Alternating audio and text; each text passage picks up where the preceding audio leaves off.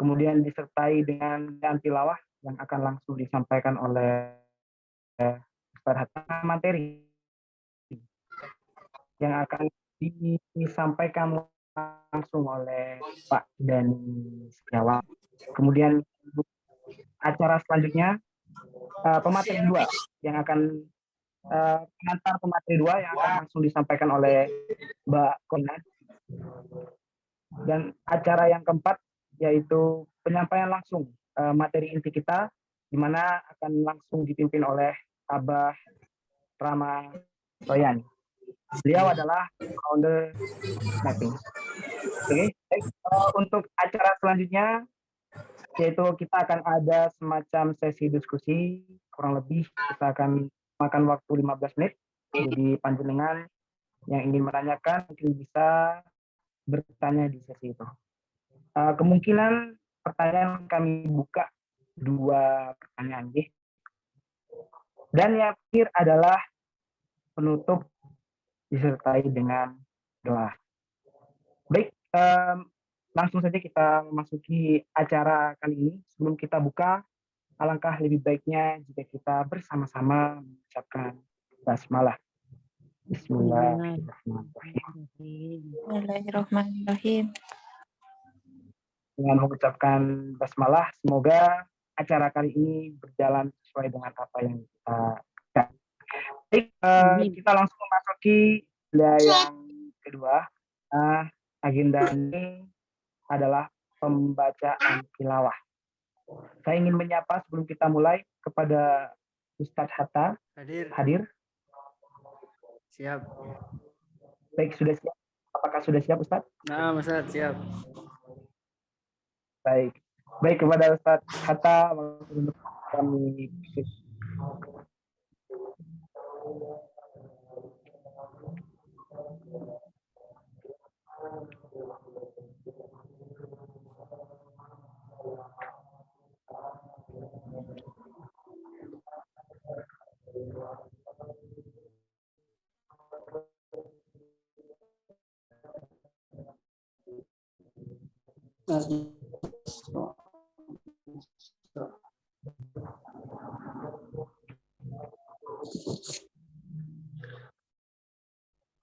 Assalamualaikum warahmatullahi wabarakatuh.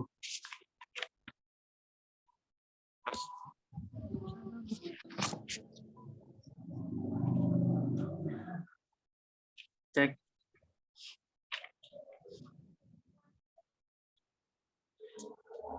A'udzu billahi minasy syaithanir rajim.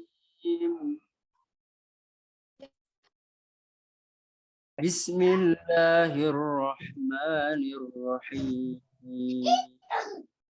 Oh, ya. Link Zoom-nya. ولقد آتينا لقمان الحكمة أن اشكر لله ومن يشكر فإنما يشكر لنفسه ومن كفر فإن الله غني حميد وإذ قال لقمان لابنه وهو يعظه يا بني لا تشرك بالله إن الشرك لظلم عظيم ووصينا الإنسان بوالديه حملته أمه وهنا على وهن وفصاله في عامين أن اشكر لي ولوالدي إلي المصير وإن جاهداك على أن تشرك بي ما ليس لك به علم فلا تطعهما فلا تطعهما وصاحبهما في الدنيا معروفا واتبع سبيل من أناب إلي إلي مرجعكم فأنبئكم بما كنتم تعملون يا بني إنها إن تك مثقال حبة من خردل فتكون في صخرة أو في السماوات في صخرة أو في السماوات أو في الأرض الله إن الله لطيف خبير يا بني أقم الصلاة وأمر بالمعروف وانه عن المنكر واصبر على ما أصابك إن ذلك من عزم الأمور ولا تصعر خدك للناس ولا تمش في الأرض مرحا إن الله لا يحب كل مختال فخور وقصد في مشيك واغضض من صوتك إن أنكر الأصوات لصوت الحمير صدق الله العظيم. Assalamualaikum warahmatullahi wabarakatuh. Waalaikumsalam warahmatullahi wabarakatuh. Baik, saya ucapkan terima kasih banyak kepada Atta yang telah menyampaikan lantunan ayat suci Al-Quran. Semoga bagi pembaca maupun para pendengar mendapatkan pahala yang sangat luar biasa. Amin, amin, amin. Baik, kita langsung memasuki acara selanjutnya. Itu acara pengantar materi, di mana pengantar pemateri kali ini akan langsung disampaikan oleh Bapak Dani Setiawan. Kepada Bapak Dani, apakah mendengar suara saya? Iya, bisa. Alhamdulillah. Baik, sudah siap Pak? Iya, insya Allah. Baik, kepada Pak Dani, waktu tepat kami silakan. Baik, bismillahirrahmanirrahim. Assalamualaikum warahmatullahi wabarakatuh. Waalaikumsalam warahmatullahi wabarakatuh. Alhamdulillahil alamin. Allahumma shalli ala sayyidina Muhammad wa ala sayyidina Muhammad. Alhamdulillahil alamin. Puji syukur kepada Allah Subhanahu wa taala yang telah melimpahkan rahmat-Nya sehingga pada kesempatan kali ini kita bisa bersua gitu ya, walaupun dalam keadaan daring gitu ya. Insyaallah ini adalah agenda-agenda produktif kita di bulan Ramadan dalam keadaan sehat walafiat. Salawat serta salam tercurahkan kepada junjungan kita Nabi besar Muhammad SAW yang telah menuntun kita dari zaman jahiliyah hingga zaman terang benderang saat ini.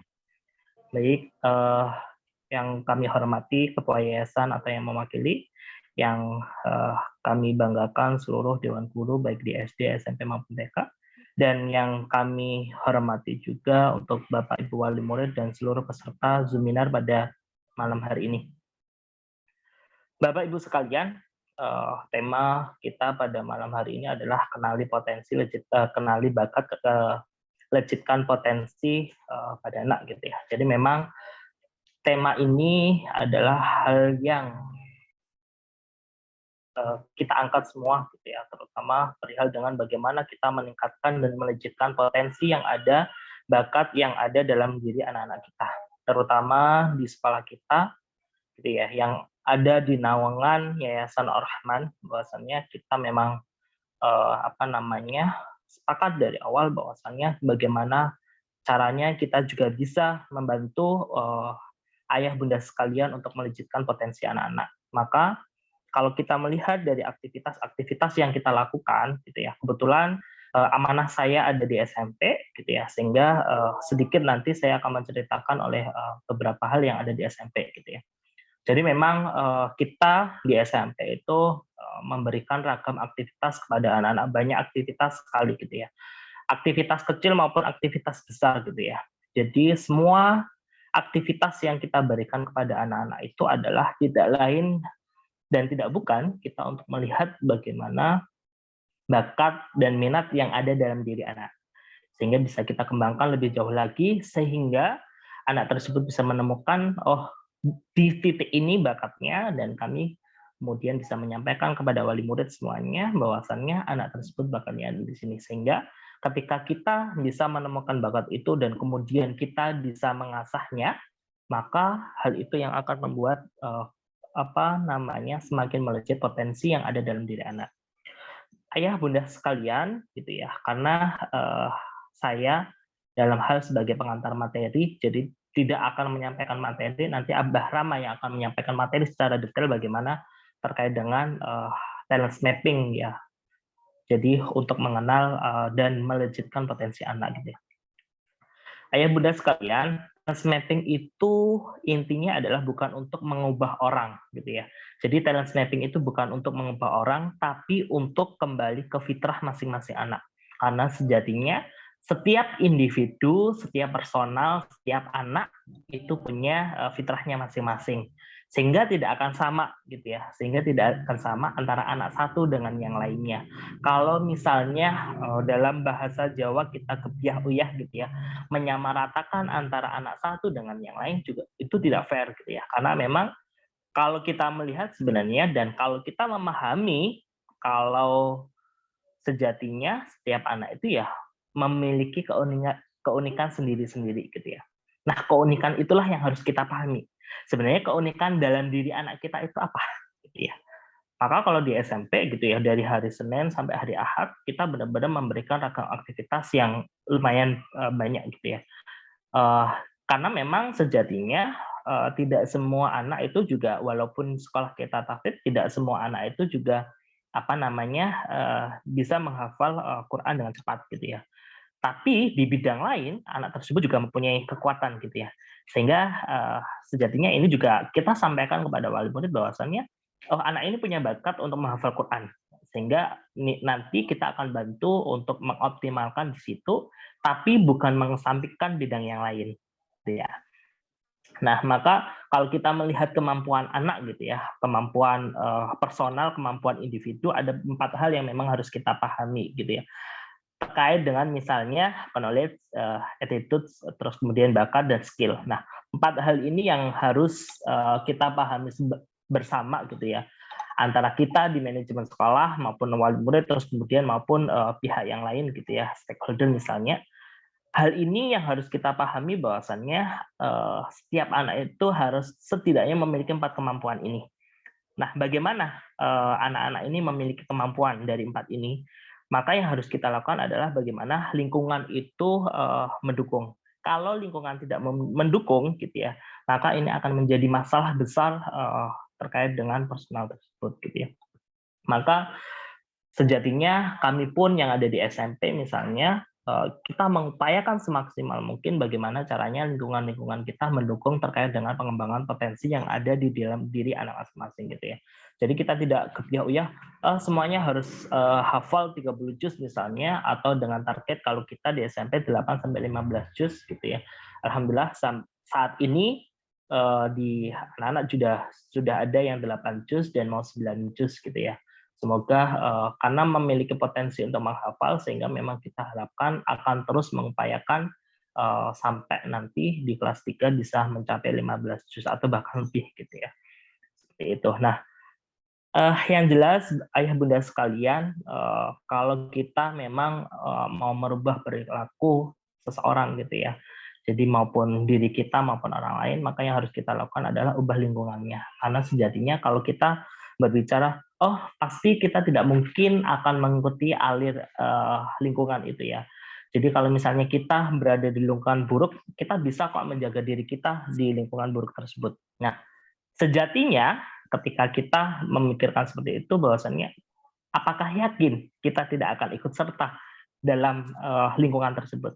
Maka yang harus kita lakukan adalah bagaimana caranya kita bisa menciptakan, mengkondisikan lingkungan-lingkungan itu, gitu ya. Maka kalau kita yang di bawah naungan Yayasan Ar-Rahman, kita mengupayakan semaksimal mungkin bagaimana dan menciptakan kondisi-kondisi lingkungan yang terbaik buat anak-anak. Walaupun memang ketika dalam proses perjalanannya kita juga masih perlu ada perbaikan-perbaikan dari sana sini. Tapi sejatinya hal tersebut juga tidak menutup kemungkinan sebagai bahan evaluasi kita bersama gitu. Ayah bunda sekalian, pada kesempatan kali ini di mana cukup di usia SMP gitu ya. Jadi kalau SD kelas atas sampai SMP itu adalah usia-usia yang memang cukup rentan gitu ya. Rentannya maksudnya apa? Mereka sudah mulai mengetahui ketika misalnya melihat YouTube dan sebagainya, oh berarti seperti ini bisa dipraktekkan atau enggak gitu ya.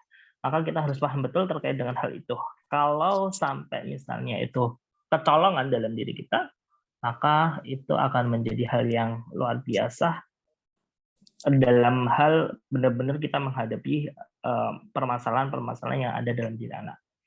Maka sejatinya bakat anak di usia situ itu ya memang rasa identitas dirinya ya. Jadi kita ya harus memahami terkait dengan hal itu sehingga kita bisa mengarahkan bagaimana sejatinya anak ketika di usianya gitu ya. Dan kita juga harus paham terkait dengan pola pendidikan anak bagaimana ya kita akan mendidik anak sesuai dengan zamannya. Kita sudah paham betul ketika misalnya, jadi tidak bisa disamakan dengan zamannya saya atau misalnya zamannya orang tua saya dulu misalnya atau zamannya ayah bunda sekalian misalnya. Maka kita harus paham betul ketika misalnya anak bisa main games, harapannya kita juga bisa main games. Bahkan kalau misalnya bisa main games online gitu ya, kita bisa main bareng gitu. Kenapa? Karena dalam proses ini adalah ada proses pembelajaran yang memang bareng antara anak dengan orang tua, antara anak dengan pendidik gitu ya.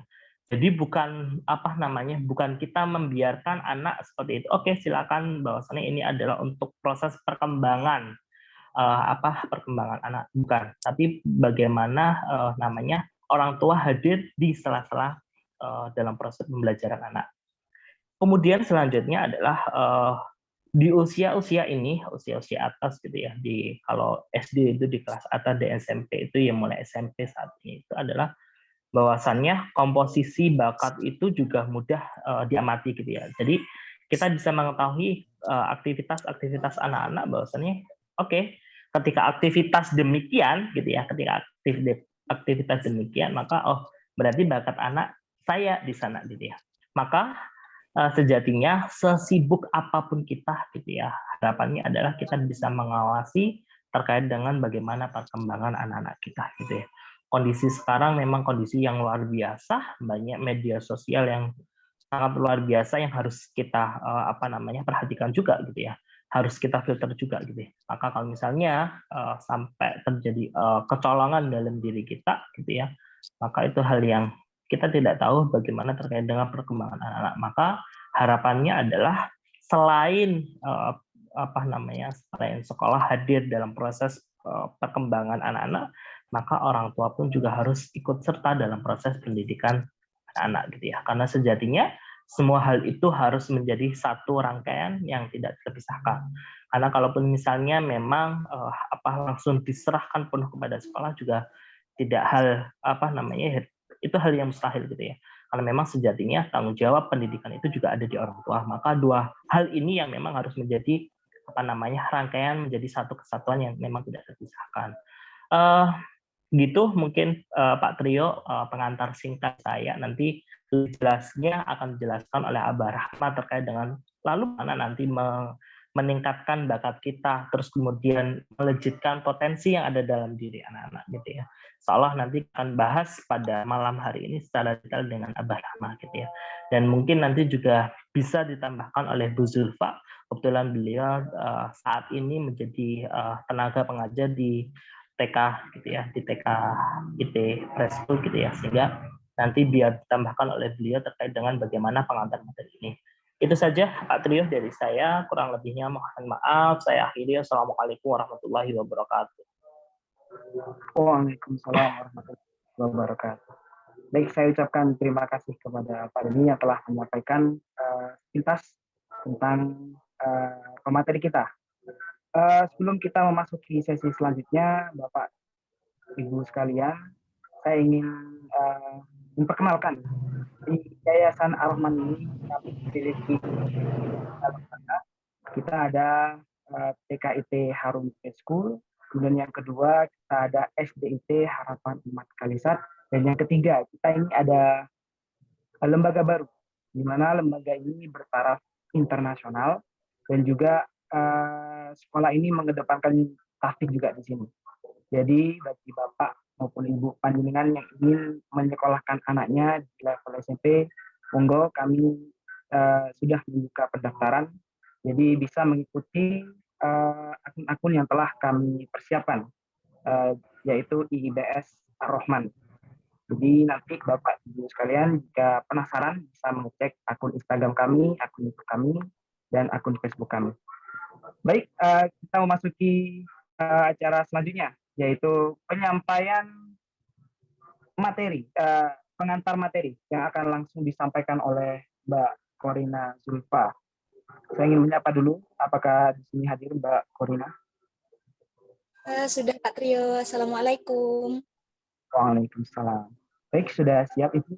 Suara saya terdengar jelas ya Pak Trio? Sudah, terjelas. Gimana? Terdengar jelas sekali. Oh jelas, Alhamdulillah. Saya mau nyapa Abah Rama dulu. Assalamualaikum Abah Rama. Waalaikumsalam warahmatullahi wabarakatuh.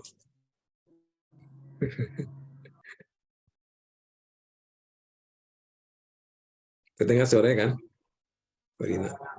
Kedengaran, Pak.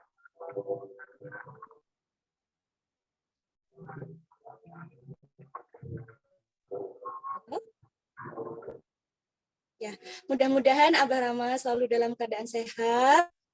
Banyak sekali orang-orang yang sangat berantusias ingin belajar kepada Abah Rama ya, Masya Allah. Saya sapa juga dulu audiensnya, ayah bunda yang insya Allah dirahmati Allah, ada dari TKIT, kemudian ada SDIT dan SMPIT. Karena tak kenal maka tak sayang, sebelumnya saya mau memperkenalkan diri. Nama saya Korina Zulfa, saya salah satu tenaga pengajar di TKIT Harum School. Mungkin sedikit yang bisa saya share terkait, oh ya sebelumnya Pak Trio saya mau share screen, apa bisa ya? Monggo. Untuk memfasilitasi teman-teman yang visual, termasuk saya sendiri. Sebentar.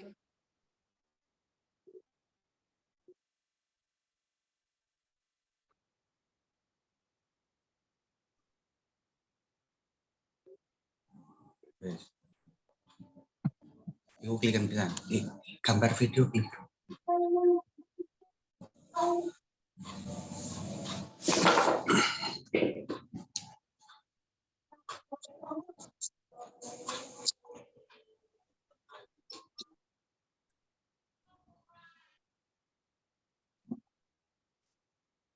Sudah terlihat ya Pak?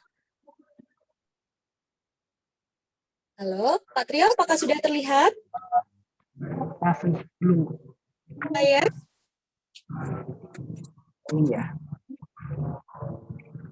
Sudah Kak, Pak? Masih belum. Kita belum. Masih belum? Nampak ini. Bentar.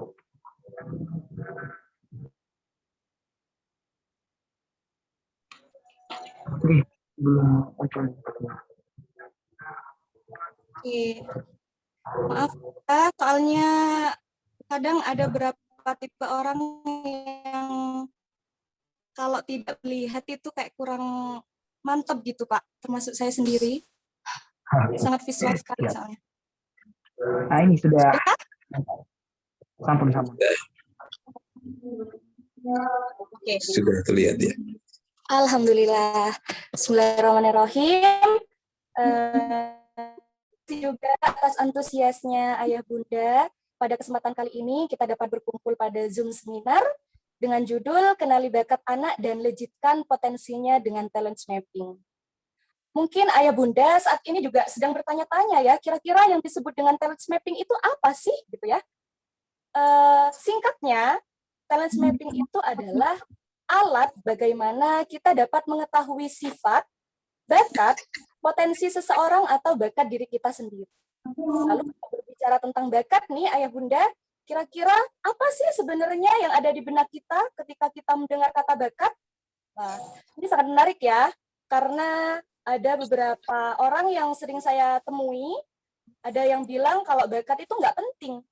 Yang penting kita harus bekerja keras. Nah, ada juga yang bilang bakat adalah sesuatu yang sering kita lihat pada umumnya, seperti memasak, kemudian menari, menyanyi, bermain alat musik, bisa jadi itu sebenarnya bukan persepsi yang salah ya, ayah bunda, karena memang media pun juga turut mengusung acara-acara televisi pencarian bakat yang sering ditampilkan.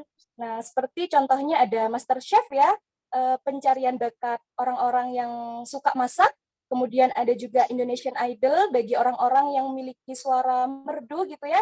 Jadi kadang orang-orang beranggapan bahwasannya sepertinya aku tuh nggak punya bakat gitu. Lalu pertanyaannya, orang-orang yang tidak jago masak, tidak merdu dalam bernyanyi, tidak lentur ketika bernari, kira-kira apakah mereka tidak memiliki bakat? Nah, ini nih. Ini pertanyaan kita semua ya, ayah bunda, karena sampai saat ini kadang saya masih sering mendengar orang-orang yang mengira bahwa dirinya sepertinya aku nggak punya bakat, gitu kan. Nah, ini sebenarnya persepsi yang kurang tepat tentang bakat, karena persepsi yang dia miliki, yang ada di benak dia tentang bakat itu hanya sekedar aktivitas fisik yang kita lihat seperti memasak, menyanyi, dan lain sebagainya yang tadi sudah kita lihat ya. Padahal, kalau kita merujuk pada talent mapping, bakat itu merupakan aktivitas yang berulang-ulang dan produktif atau bermanfaat ya. Kemudian contohnya ada, sedikit contoh ada berjualan, bernegosiasi, kemudian ada memberikan perhatian atau kepedulian terhadap orang lain. Nah, mungkin kita sebagai orang tua pernah melihat seseorang, anak, atau mungkin bahkan anak diri kita sendiri yang memiliki bakat berjualan. Nah, biasanya orang-orang atau anak yang memiliki bakat berjualan, dia kecenderungan meskipun sekolah, sukanya maunya berjualan aja gitu. Melihat sesuatu yang kayaknya ada peluang nih. Nah, bisa jadi cuan nih. Nah, itu biasanya akan cenderung untuk melakukan jual beli terhadap teman-temannya. Ini sangat luar biasa ya sebenarnya kalau kita menyadari bahwasanya anak itu punya bakat berjualan. Kalau kita bisa mensupportnya, ini Masya Allah ya, nanti ke depannya bisa sangat maksimal. Kemudian jadi kalau ada suatu aktivitas yang apabila dilakukan, anak akan merasa mudah melakukannya dan enjoy melakukannya. Nah, ini nih, seperti yang tadi berjualan ya, tanpa kita suruh, tanpa orang tua suruh, tanpa orang tua ngajarin, anak udah dengan sendirinya melakukan aktivitas itu dengan senang dan mudah gitu, Bunda. Meskipun kadang ekspresi bakat di masa kecil itu juga belum produktif.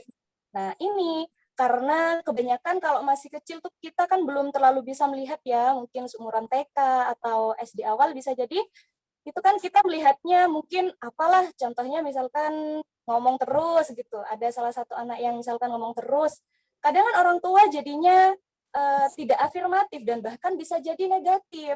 Kayak aduh anak bunda tuh kayak ngomong terus gitu. Setiap hari saya tuh sampai capek mau ngomong sudah lale, diem aja gitu dan lain sebagainya ya. Padahal ayah bunda, respon orang tua itu sangat menentukan persepsi anak atas dirinya sendiri dan terciptanya pula kadar keberhargaan diri atau self-worth kepada anak yang diciptakan oleh respon orang tua terhadap anak tersebut. Nah, interaksi respon orang tua terhadap anak tersebut juga menjadikan interaksi ini membangun memori di dalam diri anak dan membentuk suatu skema. Nah, kombinasi skema ini terbentuk sejak kecil yang kemudian disebut dengan inner child, ayah bunda. Nah, ini nih ya, ternyata jadi dengan child bahagia dan self-worth yang tinggi, akan sangat mudah memahami dan menerima diri, sehingga saat mengembangkan bakat tidak ada hambatan internal, Bunda. Kemudian, sedangkan pribadi dengan inner child yang tidak bahagia dan self-worth yang rendah akan sulit untuk memahami dan menerima diri. Sehingga nanti ke depannya dia tidak akan mengembangkan potensi kekuatannya dengan baik. Kan melakukan sesuatu kayak sering dipatahkan oleh orang-orang sekitarnya, sudahlah jangan ngomong, misalkan capek mama dengerinnya, atau capek dah mama mau jawabinnya, dan lain sebagainya. Akhirnya anak juga jadi bingung ya, nantinya aku ngomong salah, kayaknya gimana ya, aku harus gimana, karena sering disalahkan, akhirnya dia bingung sebenarnya jati dirinya itu apa sih, gitu. Nah, ini yang menjadi kajian talent mapping. Istimewa sekali ya, karena pada kajian talent mapping, kita dapat melihat dari berbagai sudut keunikan manusia melalui sifat istimewa yang limited edition. Kenapa sih kok disebut limited edition gitu kan? Karena kalau resep masakan mungkin kita bisa tiru. Kalau gerakan tarian mungkin kita bisa tiru. Tapi aktivitas orang yang membuat masakan, yang menciptakan suatu gerakan, apakah kita bisa tiru? Iya Bunda, kita nggak bisa tiru. Karena saking berharganya kita hanya ada satu-satunya orang di muka bumi ini, nggak ada yang menyerupai gitu. Jadi saking berharganya kita tuh sangat istimewa dan limited edition ya Bunda. Jadi apa sih positifnya mengenal potensi unik yang Allah berikan? Nah, jadi harapannya kalau kita mengenal potensi unik yang Allah berikan, nanti makin jelas pula apa yang harus diasah dan apa yang perlu ditingkatkan terhadap anak-anak kita. Dengan kita tahu potensi, kita juga tahu peran apa sih yang cocok untuk anak tersebut. Misalkan memang sudah dari kecilnya udah terlihat nih sering jualan, sering berteman dan lain sebagainya. Mungkin dia lebih cocok nanti kalau jadi bisnismen mungkin dan lain sebagainya ya. Di situ kita bisa tahu ketika kita tahu potensi unik yang Allah berikan. Jadi seperti itu. Jadi jargonnya adalah tinggikan gunung, jangan meratakan lembah. Ini maksudnya jadi sedikit cerita boleh ya? Jadi dulu ketika saya kecil itu saya termasuk anak yang sukanya ke sastra, kemudian suka gambar, suka melukis, tapi lemahnya itu di matematika ya Bunda. Kemudian bapak saya, ibu saya itu justru malah mengeleskan saya itu di pelajaran matematika karena menganggapnya saya itu lemah di matematika. Akhirnya matematikanya dileskan gitu. Akhirnya apa yang terjadi? Pelajaran matematika saya tetap lemah gitu kan. Kemudian sastra atau menggambarnya akhirnya stagnan karena tidak diasah dan tidak di-upgrade gitu skillnya. Karena saya juga nggak terlalu paham sebenarnya apa sih kekuatanku gitu, bingung, kayak semuanya gitu dipelajari. Jadi sekarang tugas saya dan tugas orang tua, tugas saya sebagai pendidik dan orang tua di rumah, mari kita sama-sama fokus menggali dan menemukan potensi yang Ananda miliki. Jadinya nanti kita dapat menjaga fitrah bakat Ananda untuk jalan kesuksesan Ananda yang sebenarnya. Gimana sih Bun caranya? Nah, caranya bisa dengan cara observasi, kemudian memberikan apresiasi. Nah, apresiasi ini sangat penting ya Ayah Bunda. Kemudian memperbanyak interaksi dan berkomunikasi, bisa juga dengan memperbanyak eksplorasi dalam kegiatan. Sehingga dengan cara-cara tersebut, kita dapat dengan mudah nih menyusun portofolio untuk anak kita. Dengan nantinya setelah portofolio itu ada gitu ya, kemudian kita juga bisa melihat nih kira-kira apa yang menjadi kekuatan anak saya, kelemahan anak saya, dan apa yang perlu ditingkatkan, dan apa yang perlu didorong terus gitu untuk mencapai sesuatu yang menjadi jalan kesuksesan Ananda nanti yang sebenarnya. Mungkin itu saja dari saya. Selebihnya mungkin mohon maaf dan saya kembalikan lagi kepada MC. Terima kasih. Masalah.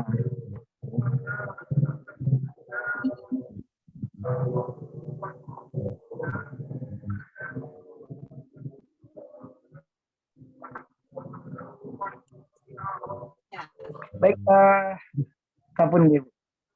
saya ucapkan terima kasih kepada penyampaian pengantar materi yang telah disampaikan oleh Mbak Korina. Baik, BPG, acara telah selesai, pengantar materi pun sudah terlaksana. Di sini kita sudah mendengarkan dua sosok pengantar materi. Yang pertama tadi, yang laki-laki itu adalah Pak Dani Setiawan. Yang kedua, tadi ada Mbak Korina, ya, selaku guru TKIP Preschool. Oke, baik, kita langsung memasuki acara inti. Sebelum kita mulai, saya ingin menyapa dulu kepada Abah Rama. Abah Rama, apakah mendengar suara saya? Terdengar. Jelas. Sebelum kita masuk acara ini, di sini saya ingin menyampaikan kepada Bapak Ibu sekalian bahwasanya kita menyiapkan prize bagi penanya. Jadi mungkin kita disiapkan pertanyaannya karena nanti akan ada sesi tanya jawab setelah acara inti. Baik, kita langsung memasuki acara inti, ya. Bapak Abah Rama, apakah sudah siap? Siap, saya share screen dulu ya. Oke, siap. Oke. Kepada Bapak Rama, waktu dipersilakan. Sudah terlihatkah ini? Slide-nya sudah terlihat? Ampun, terlihat, Pak. Sudah? Sudah terlihat. Oke. Baik, terima kasih Trio. Selamat malam dan Assalamualaikum warahmatullahi wabarakatuh. Jadi kalau lihat judulnya kan ada istilah bakat, ada istilah potensi ya. Nanti kita lihat apa sih bedanya bakat dengan potensi. Karena di dunia ini definisi macam-macam sehingga seringkali kita terkecoh gara-gara membaca satu buku saja gitu. Jadi perlu banget nanti kita mengerti istilah bakat dan potensi di talent mapping saja gitu ya. Di tempat lain lagi gitu. Baik, jadi awalnya dari sini, 20 tahun yang lalu, ini adalah awal talent mapping. Nah, belakangan ini sejak ada implementasi di Kemenpan, maka mulai muncul istilah talent mapping di mana-mana. Jadi banyak sekali yang punya istilah talent mapping. Tapi bedanya begini. Jadi ini bukunya yang saya pakai sebagai acuan awal tahun 2001-2002 gitu. Kalau lihat ini adalah bukan sekedar gambar tapi peta. Ya. Jadi kalau gambar saja mengandung 1000 kata. Peta mengandung 1000 gambar. Nah, peta menjelaskan di mana Anda berada. Peta juga menjelaskan atau menunjukkan arah tujuan hidup Anda. Ya. Tanpa peta, Anda akan tersesat. Itu sebabnya muncul istilah talent mapping. Talent mapping ini bukan sekedar alat ya, tapi lebih banyak pada konsep karena banyak santri-santri atau praktisi talent mapping yang tidak menggunakan alat ini tapi menggunakan konsep dan bisa menemukan dirinya gitu. Dan yang penting adalah karena banyak orang mengaku punya talent mapping, maka bedanya adalah di sini ada essay ya, karena banyak bakat orang itu banyak dan ada mapnya. Jadi kalau ada orang ngaku punya talent mapping, tanya gitu. Ada petanya enggak? Kebanyakan tidak ada petanya. Dan kami dasarnya adalah peta. Kemana-mana peta gitu ya. Baik. Jadi hari ini kita bahas ini, mudah-mudahan bisa selesai semua. Pertama soal definisi ya. Nah, ini menarik nih. Kalau ditanya orang, ditanya apa sih, mana yang lebih penting? Cita-cita apa tugas? Maka kebanyakan orang bilang yang penting adalah cita-cita. Ya, karena ada para motivator bilang gantungkan cita-cita setinggi langit. Seakan-akan kalau kita pencita-cita itu selesai semua lah. Nah, jangan lupa bahwa ini menentukan nanti definisi sukses. Ya, ada yang bilang yang penting cita-cita, maka bagi dia sukses adalah berhasil mencapai cita-cita. Ada yang bilang tugas yang penting, maka bagi dia berhasil menjalankan tugas itu adalah sukses. Jadi ada dua kemungkinan nih. Ada berhasil mencapai cita-cita, ada juga berhasil menjalankan tugas. Dua-duanya definisi sukses. Cuma bedanya, kalau berhasil mencapai cita-cita itu intinya adalah menerima sebanyak-banyaknya. Menerima gitu ya. Kalau berhasil menjalankan tugas itu berarti memberi. Jadi ada dua definisi nih. Menerima atau memberi. Yang satu menerima sebanyak-banyaknya, atau lagi memberi sebanyak-banyaknya. Jadi ini ada dua definisi sukses, yaitu menerima sebanyak-banyaknya atau memberi sebanyak-banyaknya. Kalau kita pilih menerima sebanyak-banyaknya, maka cita-cita jadi penting. Kalau kita pilih memberi sebanyak-banyaknya, maka tugas menjadi penting. Itu kira-kira ya. Tentunya karena kita ini adalah berharap sebaik-baik manusia adalah mereka yang memberi, maka sebenarnya definisi sukses bagi kita adalah memberi sebanyak-banyaknya. Kok bisa gitu ya? Karena memberi itu tidak harus uang, tidak harus materi, bisa juga pelayanan, bisa juga keteladanan, macam-macam. Cuma karena otak kita otak materi, maka kita mikir bagaimana bisa beri tanpa menerima dulu gitu. Itu yang kita harus perbaiki. Jadi kita kembalikan ke sini ya. Jadi memberi sebanyak-banyaknya. Sekarang kita lihat sisi lain ya. Kalau kita bicara orang ini luar biasa. Nah, ini ada dua hal penting. Pertama, kalau ingin bermanfaat, maka dia harus produktif. Kalau enggak, manfaatnya tidak banyak. Dan ini berlaku pada semua manusia gitu. Semua makhluk lah gitu. Yang kedua, bermanfaat. Jadi sebelum manfaat, sebaiknya produktif dulu. Nah, ini yang kita kejar nih. Bagaimana kita bisa produktif. Ya. Oke, sekarang yang cerita kedua nih. Tentang sadar potensi.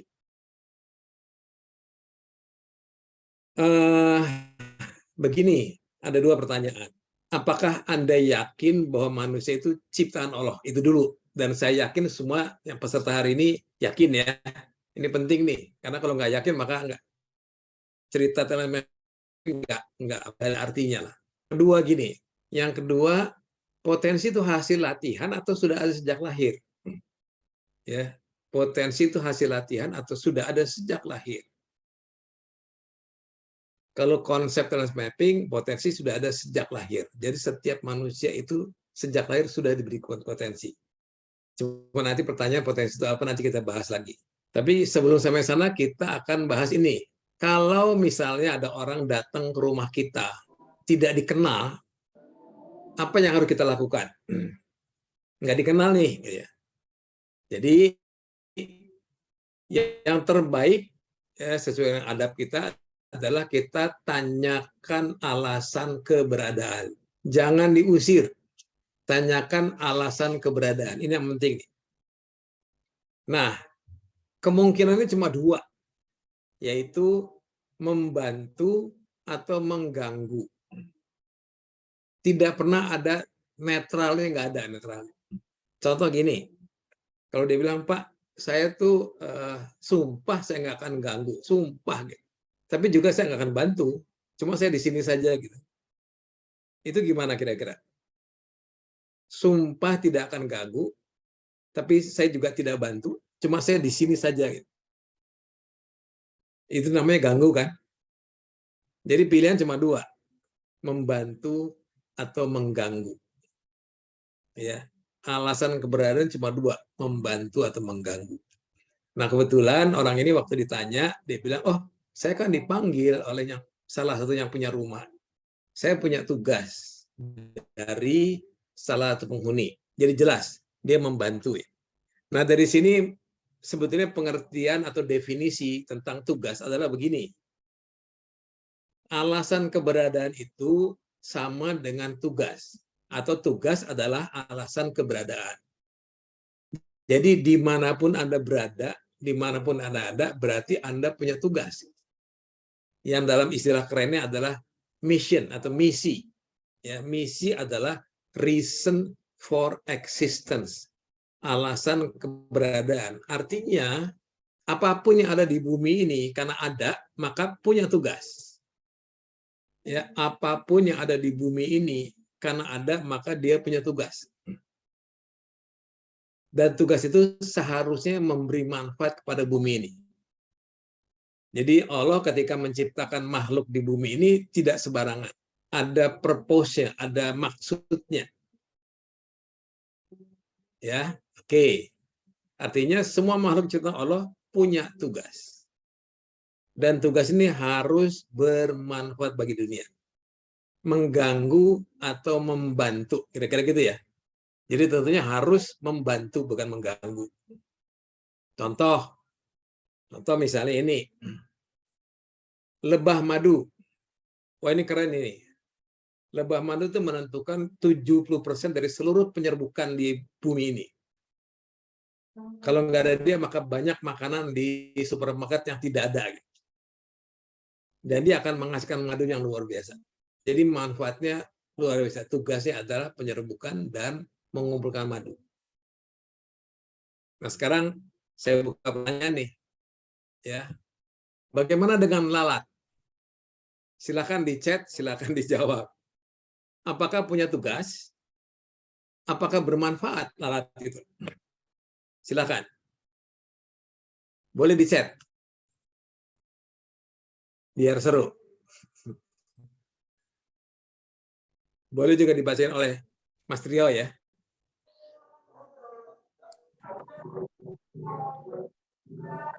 Coba, ini ada jawab.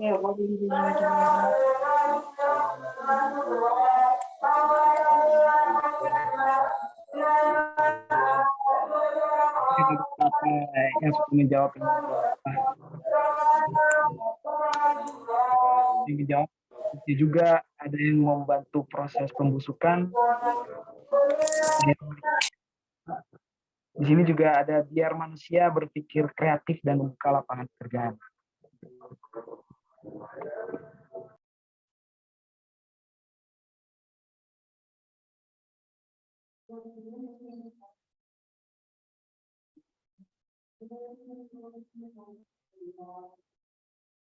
Nah, menarik ya. Ketika saya tanya ini, maka jawabannya rata-rata setuju bahwa ini punya manfaat. Walaupun tidak tepat gitu ya jawabannya. Tapi kenapa kita bunuh mereka ya? Kenapa kita berusaha bunuh mereka, kita beli alat buat bunuhnya juga, dan kita terganggu banget gitu sama yang namanya lalat. Terutama emak-emak gitu ya. Ya enggak? Padahal kita lupa atau mungkin nggak tahu bahwa untuk setiap makhluk, setiap manusia yang lahir di bumi, jadi untuk setiap manusia yang lahir di bumi, Allah tuh menciptakan 17 juta lalat. Bayangin ya, dari 8 miliar manusia kali 17 juta jadi berapa nggak tahu, dan nolnya berapa nggak tahu. Untuk setiap manusia lahir, Allah ciptakan 17 juta lalat. Dan kita terganggu sama lalat. Menarik. Oh gitu ya, gitu. Ya karena manusia nggak bisa hidup tanpa lalat. Manusia tidak bisa hidup tanpa lalat. Karena tugas lalat adalah memakan bangkai.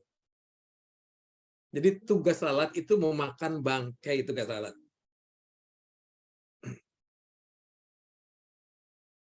Jadi kalau kita terganggu, salah siapa kira-kira? Salah lalat apa salah kita? Salah manusia. Lalat melakukan tugasnya dengan baik. Dia lihat ada makanan, dia pikir ada yang mesti dimakan ini. Makanan sudah busuk gitu ya. Sudah tidak berguna. Maka kita terganggu, kita merasa mereka mau buat kotoran. Bukan, mereka tugasnya makan bangkai tugasnya. Jadi yang salah ya kita dalam menghadapi mereka. Dan menarik banget gitu ya. Menarik banget adalah lalat itu nggak pernah cari madu. Lebah madu nggak pernah cari bangkai. Kenapa? Karena mereka tahu tugasnya masing-masing. Lalat tidak pernah mencari madu, lebah madu tidak pernah mencari bangkai. Karena mereka tahu tugasnya masing-masing. Hebatnya itu hebat. Dan Kalau kita lihat di koloni lebah, ya, ada yang menarik. Di koloni lebah ini ada setidaknya ada 9 tugas setidaknya. Ada yang tugas mencari madu, bukan mengambil ya. Ini baru mencari madu. Setelah ketemu, dia kirim WA ke temannya. Ini loh ada madu tipe gini-gini di koordinat sekian. Nanti teman datang ambil. Ada yang ambil madu. Ada juga yang bertugas menjaga sarang dari gangguan-gangguan binatang lain. Ada yang bertugas untuk membersihkan sarang. Ada yang bertugas untuk mengipasi sarang supaya kelembabannya bagus gitu ya. Ada yang tugasnya memperbaiki sarang, ada yang rusak. Ada yang tugasnya menjaga kelembaban. Ada yang tugasnya menjadi ratu. Dan ini mereka tahu tugasnya masing-masing, sehingga kerjasama di koloni lebah itu perfect, sempurna. Jadi team building di koloni lebah itu sempurna. Team building yang sangat tidak sempurna ada di manusia. Kenapa? Karena manusia tidak tahu tugasnya masing-masing. Kira-kira gitu ya. Jadi sebenarnya setiap makhluk itu punya tugas, termasuk kita manusia. Kenapa punya tugas? Karena ada. Jadi begitu ada, begitu lahir sudah punya tugas. Sebenarnya, karena tugas adalah alasan keberadaan. Dan kalau kita berhasil menjalankan tugas, itu namanya sukses. Dan tugas ini maha penting. Makanya Allah dinamakan sebagai perintah. Jadi kalau manusia berhasil menjalankan perintah Allah, maka itu yang namanya sukses. Cuma kita tidak tahu perintahnya. Gitu. Jadi lucu nih. Allah kasih perintah yang harus kita jalankan, tapi nggak dikasih tahu spesifiknya. Gitu. Nah itu ada 2 ayat yang menyebut itu. Kita nggak dikasih tahu.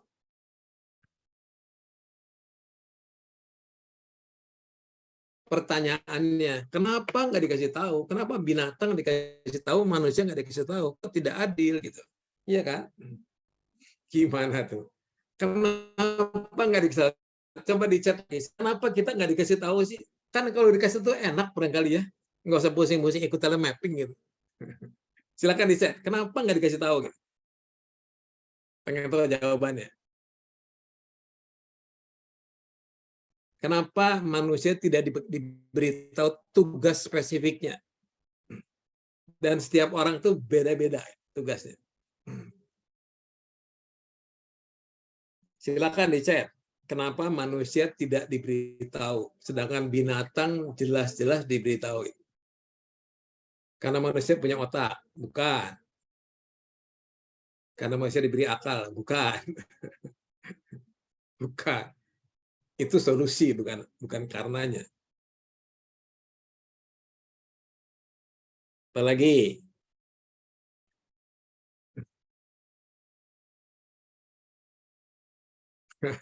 neraka sepi. Benar-benar menarik juga ya.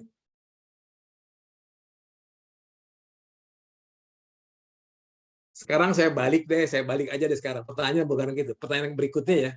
Mau nggak manusia sama Allah dikasih tahu dari sejak lahir ya, lahir di muka bumi dikasih tahu tugasnya masing-masing. Kamu tuh jadi guru, kamu jadi salesman, kamu jadi pelukis, kamu jadi penyanyi. Gitu. Mau nggak gitu? Kira-kira mau nggak manusia dikasih tahu sejak lahir tugasnya masing-masing? Sehingga tidak perlu telemapping. Mau nggak? Kata Mas Kiki mau. Ya enggak mau. Nggak mau. Loh, kok nggak mau ya? Tiga nggak mau, 1 mau. 4 nggak seru.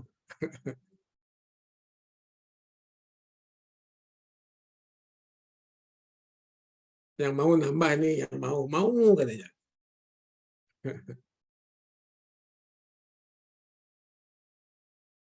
Tahu nggak? Kenapa kita nggak dikasih tahu? Tahu nggak kenapa kita nggak dikasih tahu? Karena kita bukan binatang. Kita ini bukan binatang. Kita ini makhluk yang paling sempurna. Jadi nggak dikasih tahu, suruh cari sendiri. Cuma ada sesuatu yang kita diberikan yang binatang nggak diberikan. Apa? apa yang kita dikasih sama Allah, tapi binatang nggak dikasih. Yang membedakan manusia dengan binatang apa kira-kira? Coba di chat lagi. Akal. Oke, binatang nggak dikasih tahu. Tapi kita dikasih tahu akal untuk suruh nyari sendiri tugasnya, gitu loh kira-kira. Jadi pakai akal kita, cari tugas kita apa, jalankan itu. Dan itu ada ayatnya itu. Gitu ya. Jadi kita bukan binatang. Kita ini makhluk yang paling sempurna. Yang membedakan kita dengan binatang adalah kita diberi akal untuk mikir. Ya, nanti kita coba berusaha mikir ya. Jadi menarik.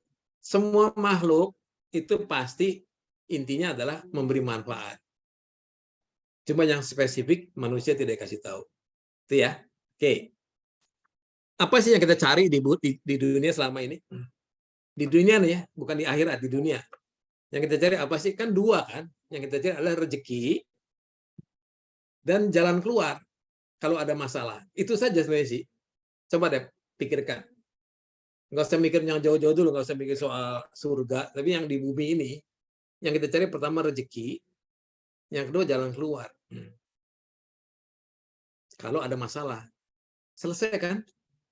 Punya rezeki, punya jalan keluar, selesai udah masalah kita. Karena kita nggak punya masalah lagi. Nah itu ada ayatnya.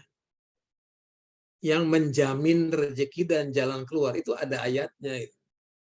Ini ayatnya ya.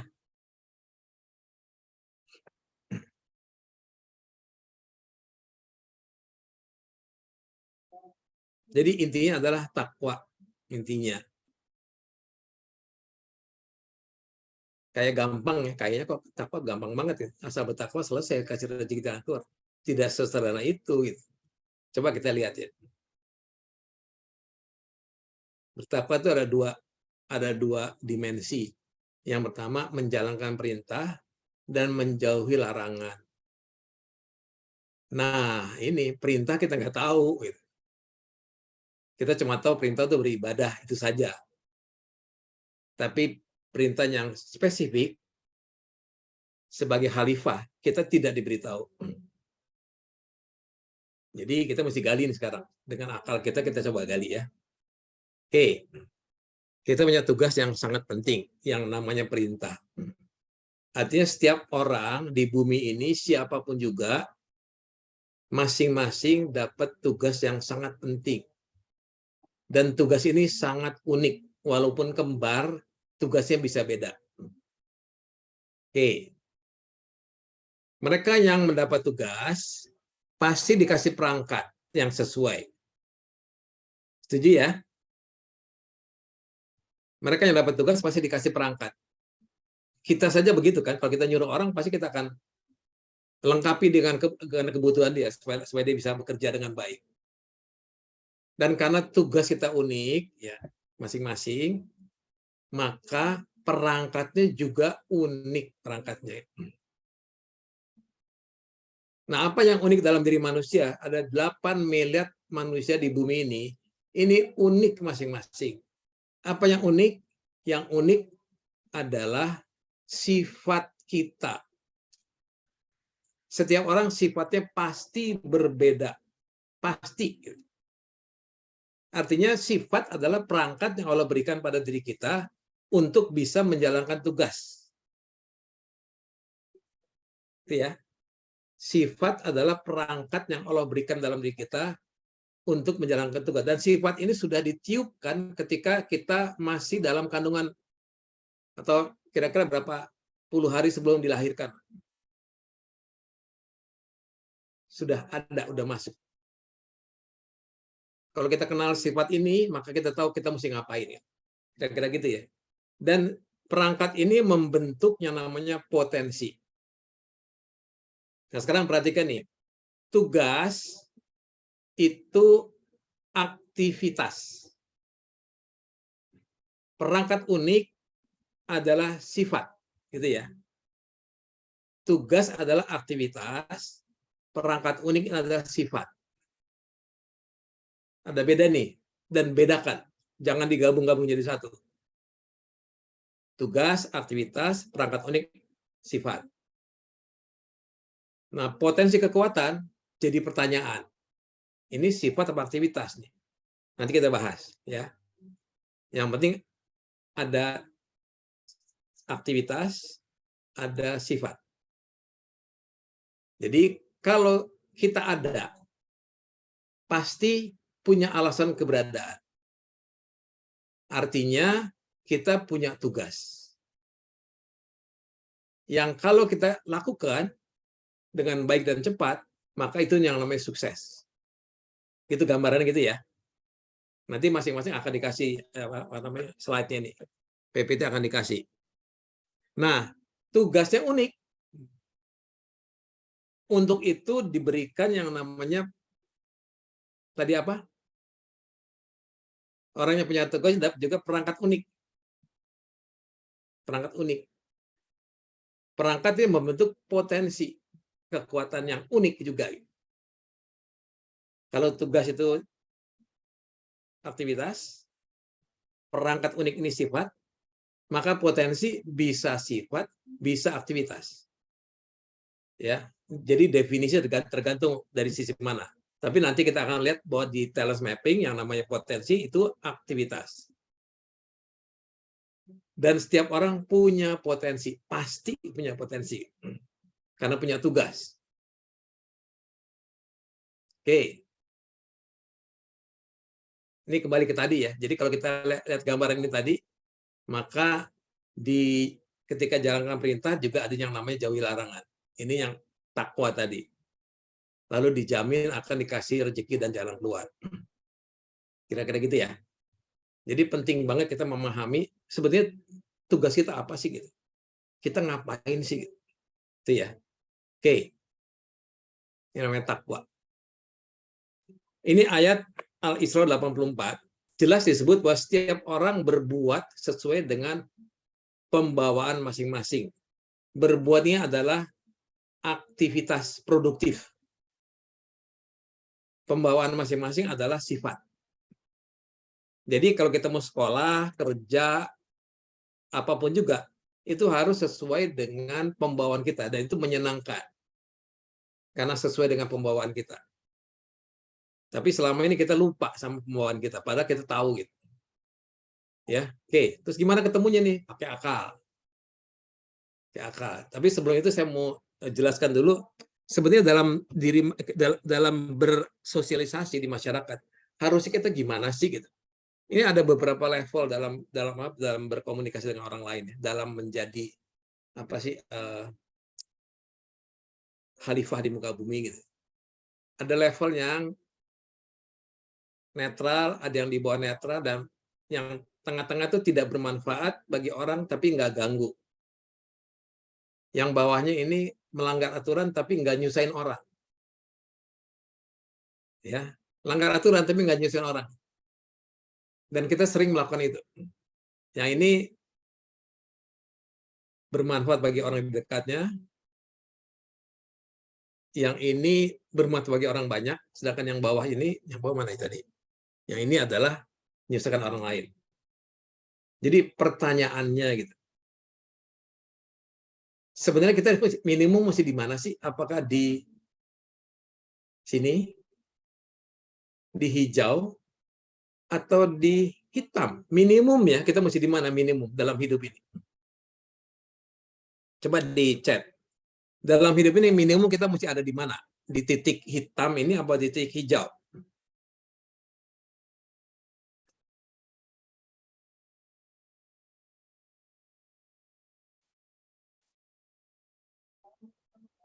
Ini kita bilang hijau. Minimum kita mesti di mana?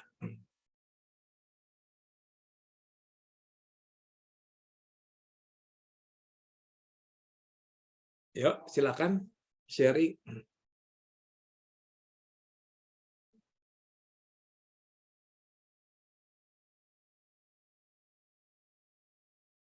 Hijau, coba kita lihat ya. Oke, kita lihat ya. Begini nih, antara hijau sama hitam, itu yang namanya etika. Sudah melanggar etika. Jadi kita minimum harus di mana nih? harus di hijau minimum. Bukan hitam ya. Jadi kalau ada orang malas, Pak, saya kan tidak melanggar hukum gitu. Itu nggak bisa ngomong gitu, itu melanggar etika namanya. Jadi kita harus di sini minimum, ke atasnya malah. Kalau bisa malah lebih tinggi lagi, bermanfaat bagi banyak orang. Jangan di sini, jangan juga lebih-lebih di sini. Jangan. Kenapa? Karena coba kita lihat, yang ini membantu, di atas garis tebal itu membantu, di bawah garis tebal ini mengganggu. Dan kita ada di bumi ini untuk membantu, bukan mengganggu. Ya. Yang atas ini adalah, jadi yang tengah-tengah itu antara hijau sama hitam itu mengganggu. Yang atas ini namanya perintah. Yang bawah ini larangan. Dan yang garis tebal hijau itu mengganggu.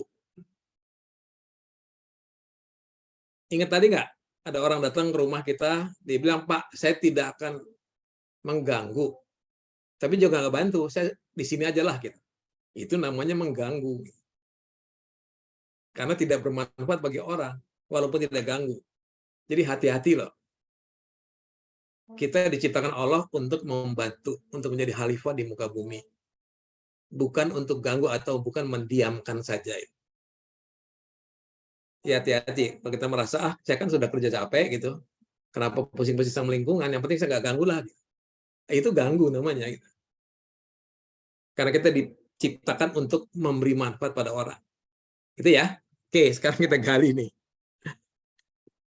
Potensi sekarang. Mengapa penting sih gitu? Terus apa sih potensi ini gitu? Penting banget. Lebih-lebih bagi generasi Z ini. Ya, generasi Z ini adalah generasi yang akan menjadi pemimpin di negeri ini 15-20 tahun yang akan datang. Dan generasi Z ini mudah banget stres. Mudah galau anak-anak sekarang. Memang dia diciptakan untuk begitu. Gitu. Jadi jangan bingung kita bantu mereka. Nah, kata WHO tahun 2001, jadi sudah 20 tahun yang lalu, ada 4 kriteria orang yang sehat mental. Yang pertama, dia kenal potensinya. Celaka kan?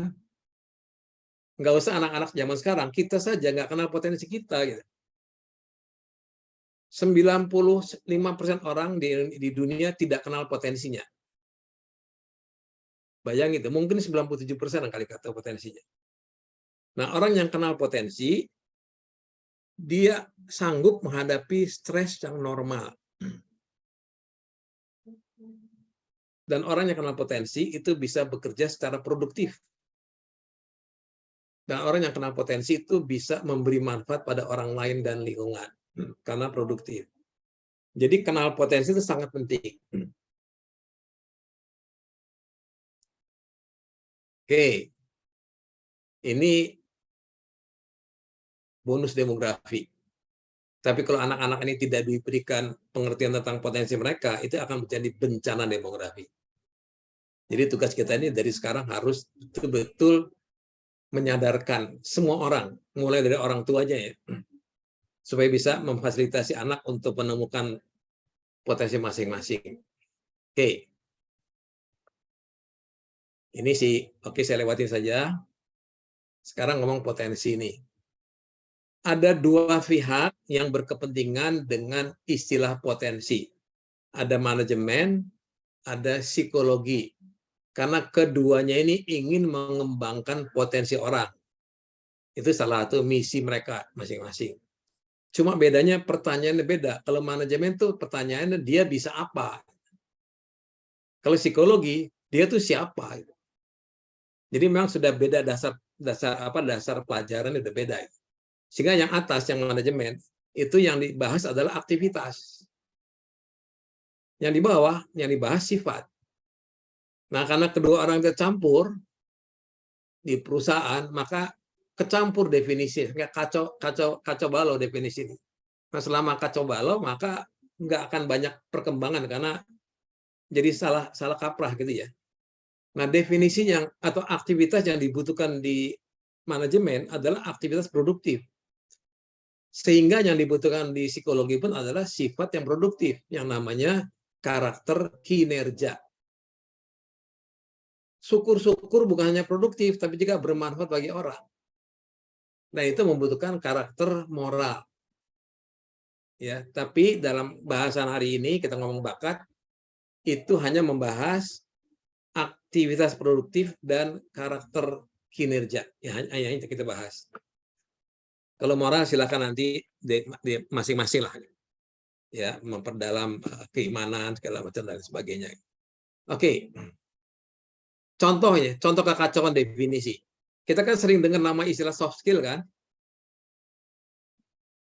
Pertanyaannya soft skill itu sifat apa aktivitas sih gitu? Kan jawabannya kacau. Ada yang bilang aktivitas, ada yang bilang sifat. Pertanyaan kedua, yang bisa dilatih sifat apa aktivitas? Jelas aktivitas. Lalu soft skill bisa dilatih enggak? Bisa, karena ada pelatihannya. Berarti soft skill adalah aktivitas. Tetapi di banyak buku disebut soft skill adalah sifat. Dan mereka bilang bahwa soft skill nggak bisa dilatih karena sifat. Ini salah satu contoh saja bahwa ada kekacauan dalam definisi. Sehingga saya tidak menggunakan ini sama sekali, saya gunakan istilah lain. Ya. Oke. Sekarang kita masuk ke wilayah manajemen, wilayah aktivitas. Tapi sebelumnya kita masuk ke ciri-ciri potensi kekuatannya. Kalau ada orang menyuruh orang lain mengerjakan sesuatu, maka ada dua pihak. Yang satu adalah pengemban tugas, yang satu lagi pemberi tugas. Ya, kalau kita menugaskan sesuatu pada orang, pasti kita akan memberikan perangkat, gitu ya, pasti. Dan pasti kita akan pilih orangnya yang tepat untuk bisa jalankan tugas. Jadi nggak sembarang orang, kita pasti pilih. Demikian juga Allah, ketika memberi tugas, bukan sekedar perangkat khusus, tapi juga dia pilih orang-orang yang ketika mengerjakannya itu tidak stres. Jadi gini contohnya ya, saya mau pasang listrik di ketinggian 50 meter gitu ya. Pasti saya akan cari orang yang kalau naik ke 50 meter dia tidak stres. Karena kalau dia stres maka dia nggak bisa kerja. Jadi kita cari orang yang ketika naik ke atas itu senang kerjainnya. Ini adalah pegangan pertama, menyenangkan bagi pengemban tugas. Berikanlah tugas kepada mereka yang senang ketika melakukannya. Maka tugasnya pasti akan lebih dikerjakan dengan benar. Gitu. Kedua, berikanlah pada mereka yang memang mudah mengerjakannya. Jadi ada dua nih, enjoy dan easy. Artinya, kalau kita menemukan potensi kita, cari aktivitas yang membuat kita enjoy dan easy mengerjakannya. Jadi kuncinya di sana. Kalau kita mau tahu potensi kita, lakukan banyak aktivitas, lalu pilih mana yang enjoy dan easy. Nggak usah pakai tes-tes lah. Lakukan aktivitas sebanyak mungkin, lalu rasakan, ini enjoy easy enggak? Jadi tugas orang tua sama anak-anak, selain coba menggali dirinya sendiri, juga memberikan fasilitas kepada anak-anak, aktivitas yang sebanyak mungkin dan beragam. Dan biarkan mereka untuk merasakannya. Tugas kita adalah observasi. Aktivitas mana dia yang suka dilakukan. Lalu catat. Jangan buru-buru ngambil keputusan. Butuh waktu bertahun-tahun buat melihat. Ya. Oke, enjoy easy ya. Contoh ini. Ini contoh aktivitas produktif. Kalau kita ngomong di atas. Masak, nyanyi, bertani, melukis, dan lain sebagainya. Tapi ini juga termasuk produktif, yang ini. Yang ini juga produktif. Ya kan? Nah, selama ini, aktivitas produktif itu disebut bakat. Tapi lucunya yang bakat ini. Yang ini tidak disebut bakat. Padahal sama-sama aktivitas produktif. Ya kan? Sekarang saya namakan ini potensi kekuatan. Semuanya. Ini potensi kekuatan, ini potensi kekuatan, ini potensi kekuatan. Bedanya adalah kalau yang kiri itu munculnya dari fisik. Sehingga dari kecil mudah kelihatan. Yang tengah dan kanan munculnya dari sifat produktif. Setiap orang berbuat yang tengah sama kanan ini atau yang kiri sesuai dengan pembawaan masing-masing. Itu ya. Tangkap ya. Sekarang pertanyaannya. Yang beda yang tengah sama yang kanan apa ya? Beda aktivitas yang tengah sama yang kanan apa kira-kira?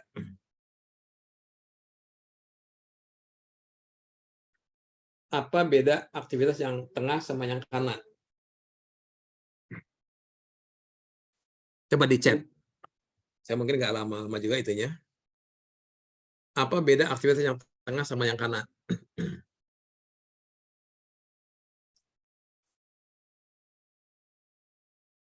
Kok dipisah gitu, tengah sama kanan? Apa beda kelompok tengah dengan kelompok kanan? Silakan di chat.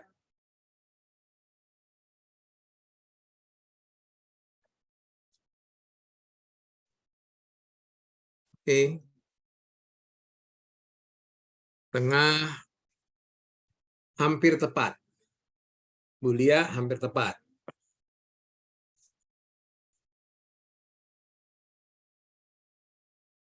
Apalagi beda kelompok tengah sama kelompok kanan.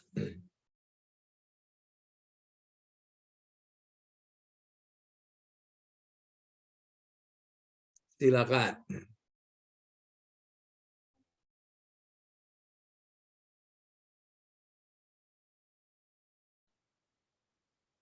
Karena bekerja sendiri, tidak butuh orang lain, tengah Hesti juga menjawab yang sama. Oke, jadi tepatnya yang tengah ini adalah interpersonal. Yang kanan itu individual. Gitu ya. Yang tengah tuh bertemu orang, berhubungan dengan orang, yang kanan kerja sendiri. Sekarang coba kita pikir pada diri kita sendiri. Tadi kan saya bilang, untuk melihat kekuatan kita, lihat enjoy sama easy-nya. Coba perhatikan ini. Kita lebih suka dan mudah yang tengah apa yang kanan? Masing-masing ya, silakan. Dalam prosentase, total harus 100. Misalnya ada yang 50-50, ada yang 60-40, ada yang 70-30, ada yang 10-90. Coba deh masing-masing rasakan. Suka yang tengah, apa suka yang kanan? Enjoy easy-nya ya. Yang tengah apa yang kanan? Coba dilihat, dirasakan. Mana yang enjoy isi yang tengah, apa enjoy isi yang kanan? Silakan, saya pengen dengar.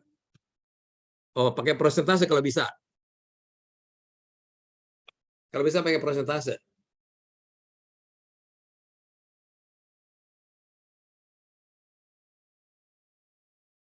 Hesti 4951. Jadi banyak yang kanan, tapi sedikit lebih banyak yang kanan. Sedikit gitu ya. Ami 40-60. Masih juga yang kanan, tapi beda jauh, beda 20%, lumayan. Gimana yang lainnya? Silakan. Dalam persentase ya. Tengah berapa, kanan berapa. Enjoy isinya. Ada 70-30, Bu Ismi. Oh. Bu Lia 60-40, berarti lebih banyak yang tengah. Bu Sofi 40-60. Lebih suka yang kanan. Nah, pertanyaannya sekarang. Kenapa beda-beda ya? Kenapa beda-beda gitu? Kenapa enjoy isinya beda-beda? Silakan dijawab. Ini baru dua ya, baru dua pilihan, tengah atau kanan. Kenapa beda-beda? Iya, kenapa tidak sama semua orang? Nggak sama apanya gitu. Kata Bulia kan semua orang tidak sama. Ya kenapa gitu? Kenapa nggak? Apa yang tidak sama? Punya Syakila masing-masing. Oke, setiap orang berbuat sesuai dengan syakilanya masing-masing. Bukan tergantung lingkungan ya, bukan sama sekali. Ingat ayat tadi, Al-Isra 84. Setiap orang berbuat sesuai dengan keunikan masing-masing, sesuai dengan syakilah masing-masing. Jadi tergantung sifat. Tergantung sifat. Kita pilih beda karena sifat kita beda.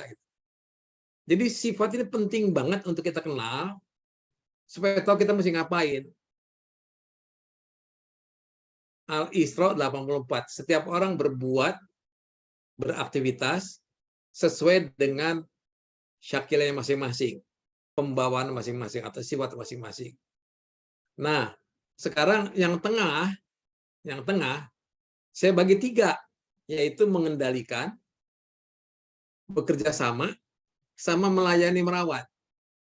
Kalau ini dipilih, maka juga akan beda-beda kita. Ada yang orangnya senang mengendalikan, ada yang senangnya memotivasi, memberikan advice, ada yang senangnya merawat, melayani. Dan tiap orang juga pasti akan beda-beda. Kenapa bisa beda-beda? Ya karena sifat kita beda.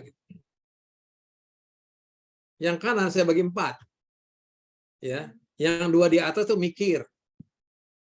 Cuma ini mikir dengan logika, ini mikir dengan imajinatif. Yang 2 di bawah enggak banyak mikir. Yang ini dalam ruangan atau administrasi, yang ini luar ruangan atau teknik. Jadi ada 7 wilayah kerja yang kalau kita pilih gitu ya, dengan persentase, nanti kelihatan bahwa kita beda-beda. Bisa menghasilkan 35 kombinasi atau 250 permutasi. Dari sini saja sudah kebayang kita mesti ngapain itu sebenarnya. Itu jadi ada 7 wilayah kerja. Kalau telemapping yang lengkap ada 114. Kalau ini 7 saja udah kebayang ya. Nah, ini terus saya kasih menotasi. Ada S, ada T, ada R, ada E, ada N.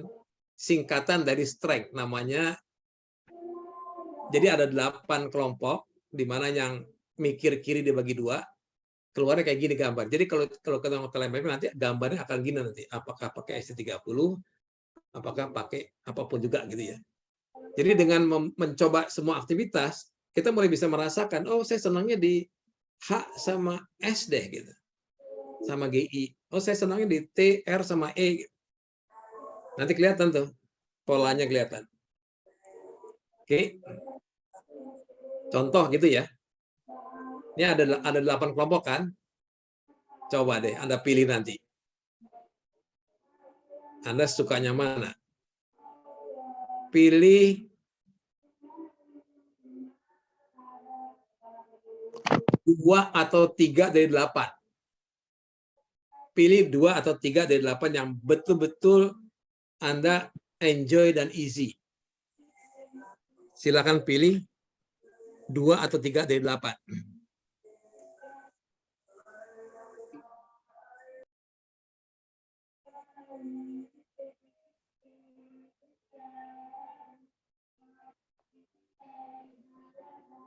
Silakan pilih 2 atau 3 dari 8. Apakah N, apa H, apa S, apa T, apa R, apa GI, apa E, apa TE. Coba kita lihat ya. Yang milih bagaimana? Sofi H, E, GI. Didin N dan H. Nurul N dan GI. Irwan H dan TE. iPhone nih, saya nggak tahu siapa. HGI, ada H dan S. Dan kombinasi juga lebih banyak lagi ini gitu, pilihannya. Ada T sama E, Denita Putri. Ada Anissa N sama TE.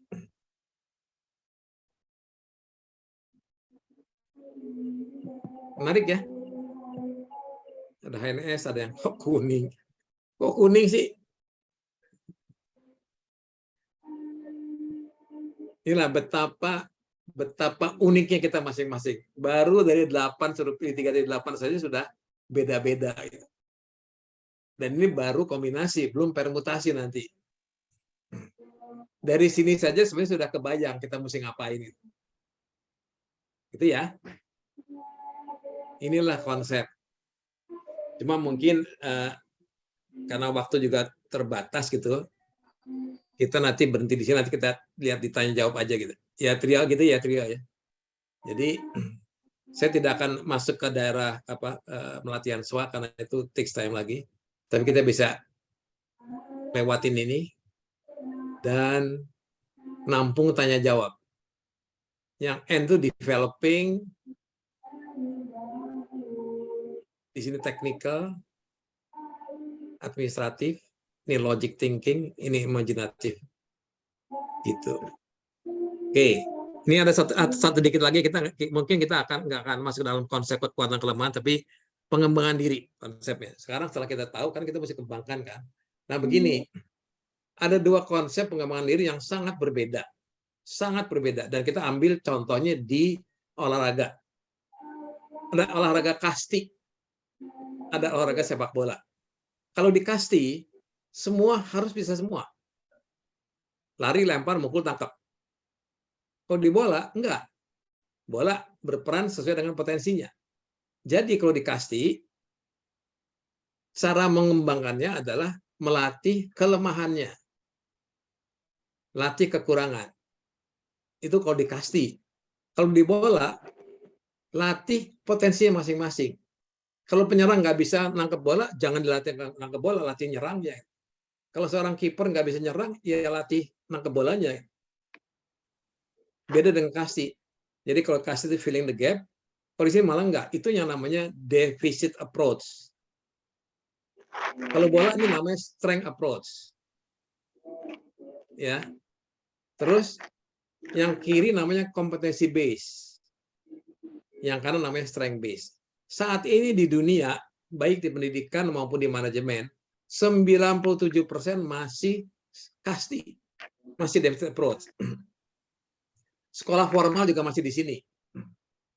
Sekolah alam di kanan. Yang sana namanya eksklusif, namanya inklusif. Terus menganut keseragaman kalau sekolah formal. Kalau ini menganut keberagaman. Tapi masih sedikit gitu. Nggak sampai 3% malah gitu. Nah, untuk manusia sebenarnya sebaiknya adalah strength based. Tapi karena tidak mudah, kita maunya kan efisien, jadi mesti seragam, maka masalah timbul. Timbulnya adalah nggak gampang dalam implementasi. Jadi kalau sekolah ini bisa melakukan ini luar biasa nih. Ya, jadi kita ikut yang namanya strength based. Menggali kekuatan, lalu gali itu. Ini saya lewatin aja. Nanti daripada bingung gitu ya. Daripada bingung. Tapi intinya adalah dua tadi nih, yang atas adalah aktivitas, yang bawah adalah 34 sifat. Tapi kita paling enak kalau melihat yang atas karena gampang kelihatan. Dan bisa dipakai untuk macam-macam. Tapi nanti kalau mau belajar lebih lanjut, belajarlah yang bawah gitu. Supaya mengerti dasar berpikirnya gitu. Baik, saya kira begitu saja dulu. Ini gambar-gambarnya. Tapi saya nggak akan lanjut. Oke, saya itu dulu, stop share dulu. Kita tampung yang tanya jawab aja, soalnya sudah lebih dari 1 jam ya. Baik, Mas Rio. Oke, siap. Abah, ampun, Ge. Ya. Alhamdulillah. Baik. Ini PowerPoint ini sudah saya kasih Pak itu ya, Pak Kiki ya. Siap. Jadi kalau butuh, silakan. Baik. Saya ucapkan terima kasih sebelumnya sudah memberikan materi yang sangat luar biasa. Semoga ilmu yang diberikan Abah bermanfaat bagi kita semua. Next, kita memasuki acara selanjutnya, yaitu sesi discussion, sesi tanya jawab. Jadi kita membagi 2 sesi. Sesi pertama adalah sesi penanya live langsung, dan yang kedua adalah sesi kita pick melalui chat. Jadi panjenengan nanti bisa tulis chatnya sesuai dengan waktu yang saya tentukan. Baik, di sini juga kita sudah menyiapkan door prize. Jadi bagi penanya, kami siap memberikan hadiah yang sangat luar biasa tentunya. Baik, kita langsung masukin ya. Untuk sesi yang pertama, di sini ada semacam metode yang harus panjenengan Bapak Ibu lakukan. Yang pertama adalah silahkan ditulis nama, kemudian alamat, dan yang terakhir adalah nomor WA. Nanti siapa yang berhasil nulis, kita langsung tik, langsung kami berikan waktu untuk bertanya. Baik, dimulai dari sekarang. Monggo Bapak Ibu. Nama, alamat, dan yang terakhir adalah nomor WhatsApp. Kami mulai dari sekarang.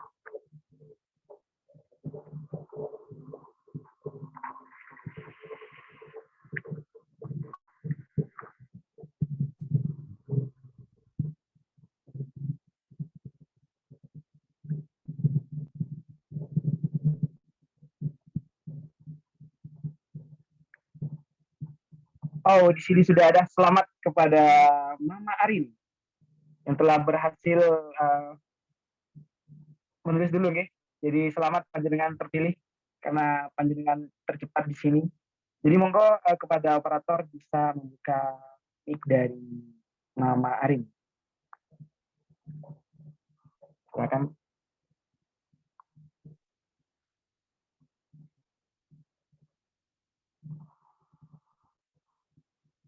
Baik, apakah sudah tersambung? Halo Mama Arin.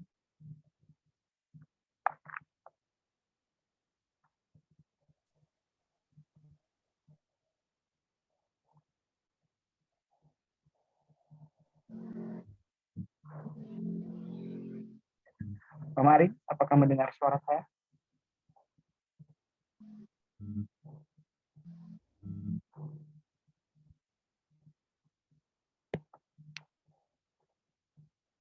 Halo, Assalamualaikum. Oke, dengan Mama Arin. Ya, Alhamdulillah. Baik, untuk waktu kami persilakan. Silakan jika ingin menanyakan langsung ke Abah Roma, waktu kami persilakan. Assalamualaikum Abah, saya mau nanya ini.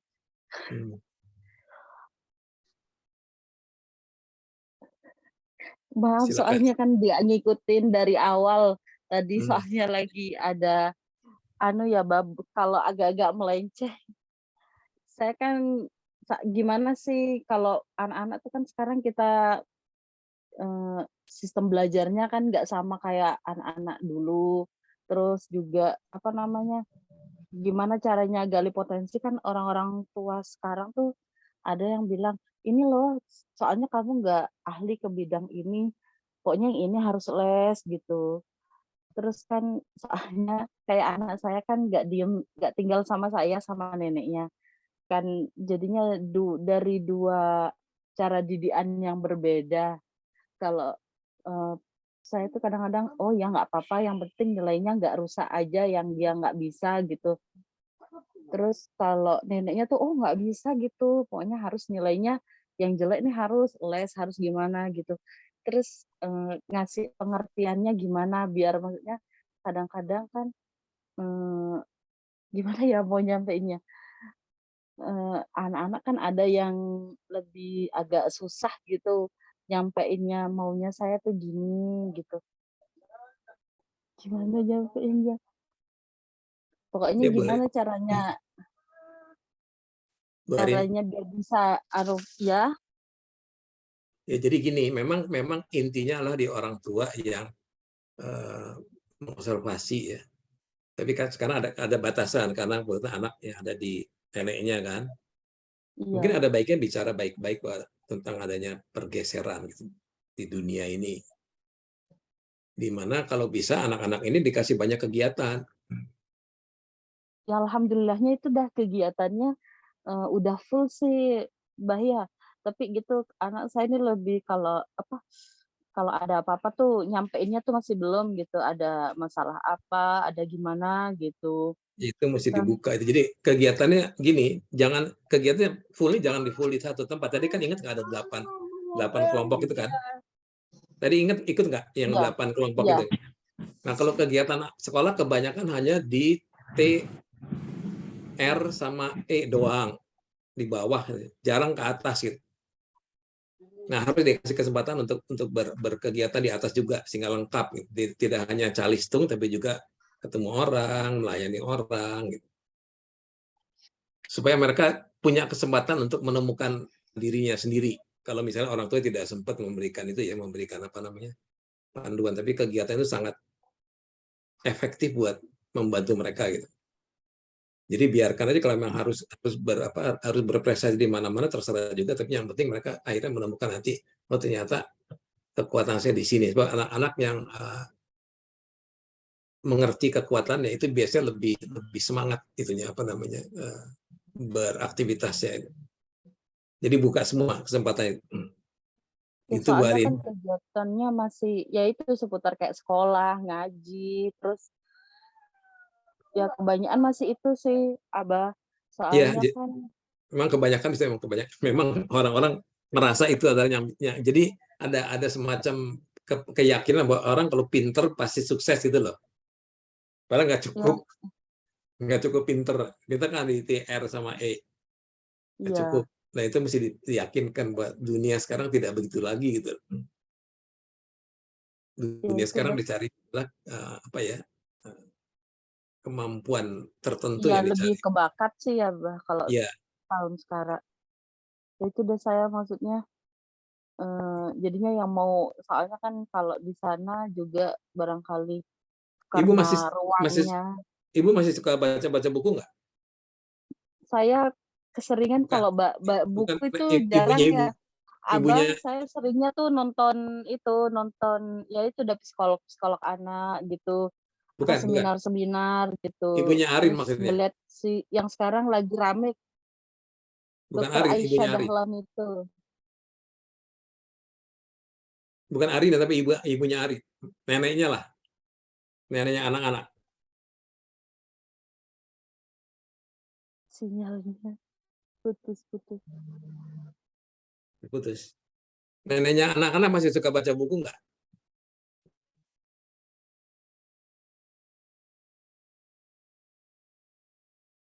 Putus-putus ya? Kalau gitu di pertanyaan kedua aja deh. Baik, maaf sekali Mama Arin, Iya. sepertinya sinyal terganggu. Soalnya nanti kita lanjutkan pertanyaan Ibu ke selanjutnya ya. Mungkin bisa di lain waktu. Baik, terima kasih Mama Arin. Baik, kita langsung memasuki sesi yang kedua, di mana pertanyaan kali ini silakan Bapak Ibu sekalian tulis di chat. Nah, nanti kita akan ambil 2 yang terpanjang. Jadi monggo panjenengan tulis narasi mungkin kemudian pertanyaan. Silakan langsung ditulis. Nanti selama 1 menit kita akan pick 2 penanya sekaligus. Kita akan pick, saya akan bacakan pertanyaan itu. Dan saya akan ambil yang terpanjang. Monggo bagi Bapak Ibu panjenengan, silakan dimulai dari sekarang.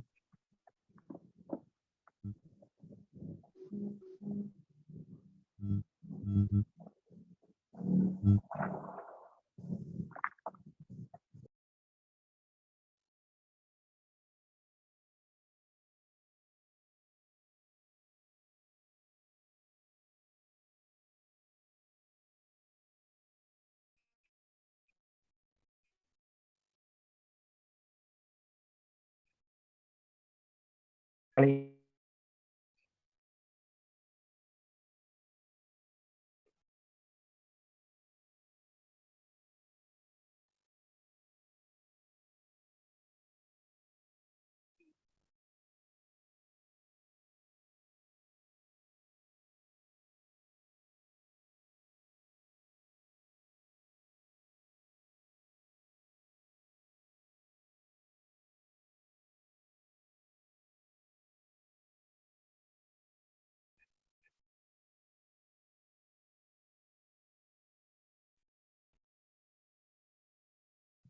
Suaranya masih nggak terdengar.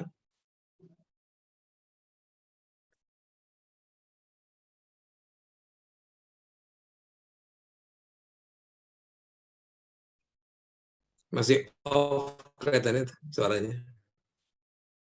oh ya, apakah sudah Ya, terdengar? sekarang udah terdengar. Alhamdulillah. Baik,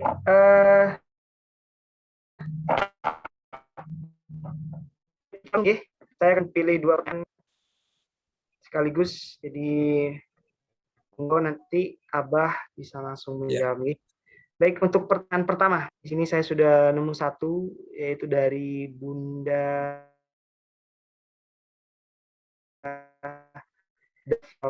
Fausta. Bagaimana kita sebagai orang tua kalau mengetahui bakat anak pandai mengaji dan gurunya juga sangat menyanjung kemampuan, tetapi anak masih belum bisa enjoy. Terima kasih. Gua langsung jawab.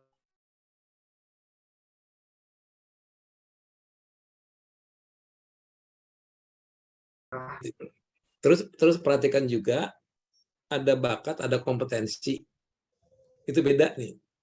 Kalau kompetensi kemampuan itu belum tentu bakat. Jadi kalau katanya tidak enjoy itu hati-hati. Mungkin enjoy dia mungkin bukan hanya baca tapi juga menjelaskan orang mungkin ya kata. Jadi mesti digali lagi. Cari tetap enjoy-nya di mana lalu kita gabungkan karena bisa jadi dia enjoy kalau harus menjelaskan pada orang lain bisa jadi gitu ya. Atau harus tampil di depan umum bisa jadi. Lihat-lihat karena tiap orang beda-beda bakat. Itu saja, sabar saja melihatnya, kemudian banyak. Lalu mulai cari yang lain-lain lagi untuk digabung menjadi peran terus. Gitu.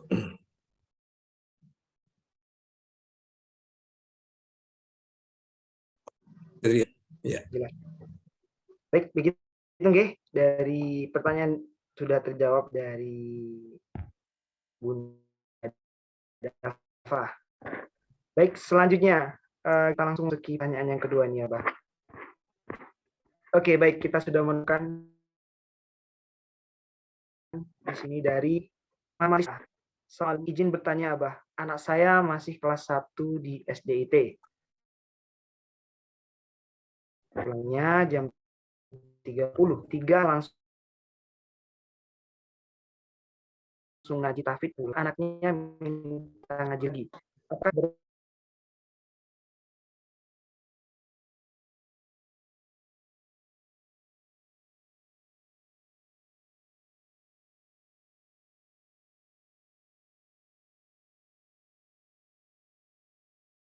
Ya nggak apa-apa lah kalau dia suka, kenapa tidak? Jadi biarkan saja mereka yang melakukan kesukaan mereka gitu. Tapi sambil juga memberikan kesempatan kepada kesukaan lain.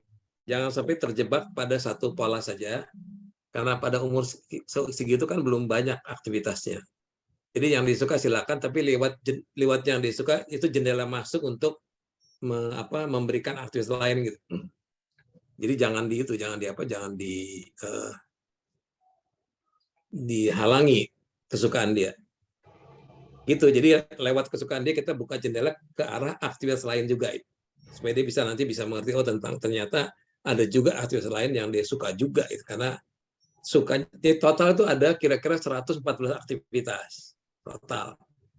Di mana orang enjoy isinya tuh 5 sampai 20-an lah kira-kira gitu. Nah, itu yang kita mesti gali. Nanti perannya itu kombinasi itu semua itu. Gitu, Bunda.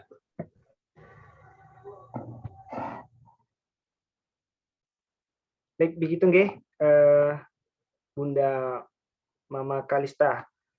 Baik, discussion time-nya sudah selesai. Terima kasih kepada para penanya dan saya ucapkan terima kasih juga kepada Abah yang telah menjawab semua pertanyaan. Alhamdulillah. Baik, kita langsung memasuki agenda selanjutnya, yaitu agenda mungkin foto terlebih dahulu mungkin ya, Abah. Boleh. Ini ada masukan, monggo. Mungkin kita kasih waktu 30 detik untuk operator menyiapkan. Setelah itu kita tutup.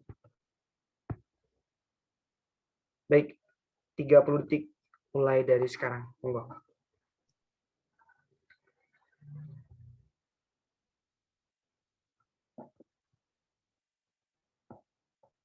Baik, sepertinya sudah selesai. Saya ucapkan terima kasih banyak kepada partisipan yang masih mengikuti kegiatan kami. Baik, kita langsung memasuki agenda terakhir, yaitu agenda doa disertai dengan penutup. Alangkah lebih baiknya jika event kali ini, acara kali ini kita tutup dengan lantunan doa yang akan langsung disampaikan oleh Ustadz Sobri. Sebelum saya mulai, mungkin saya akan menyapa Ustadz Sobri. Assalamualaikum Ustadz, dengar suara saya? Waalaikumsalam warahmatullahi wabarakatuh. Sudah.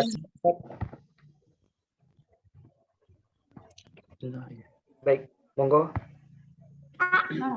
Waktu dan tempat kami persilakan. Bismillahirrahmanirrahim. Assalamualaikum warahmatullahi wabarakatuh. Assalamualaikum warahmatullahi wabarakatuh. Alhamdulillahirrahmanirrahim. Marilah kita, ayah bunda semuanya, sebelum berdoa, semoga anak putri kita diberi kesehatan dan ilmu yang berkah bermanfaat. Dan semoga kita sebagai ayah atau bunda selalu diberi amanah yang lebih rasa tanggung jawab lagi kepada putra-putri kita. Terutama untuk ayah adalah seorang pemimpin keluarga. Tanggung jawabnya akan lebih besar. Semoga kita selalu dimudahkan dalam menjalani amanah dari Allah Subhanahu wa taala. Al-Fatihah.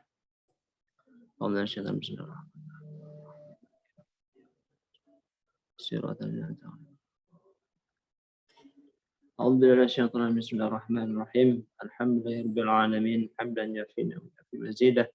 Ya Rabbana lakal hamdu kama yanbaghi li jalali wajhikal karim wa 'azimi sultanik. Allahumma shalli wa sallim ala sayyidina Muhammad wa ala ali Muhammad. Allahumma taqabbal minna du'ana tasbih alaihi wa ta'ala rahim. Ya muqallibal qulub tsabbit qulubana ala dinik. Allahumma rabbana zalamna anfusana wa illam taghfir lana wa tarhamna lanakunanna khasirin. Allahumma ighfir lana dhunubana wa liwalidayna warhamhuma kama rabbayana shaghira. Allahumma arhamna bil Qur'an. Allahumma arhamna bil Qur'an.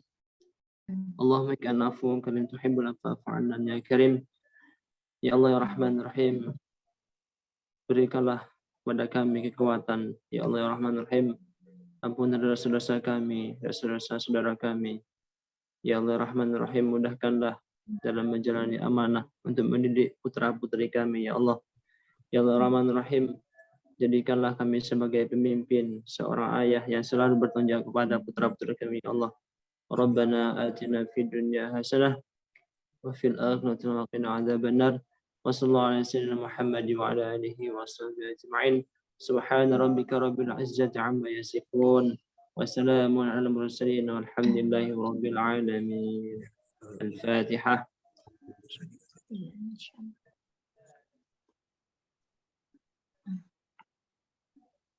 Assalamualaikum warahmatullahi wabarakatuh.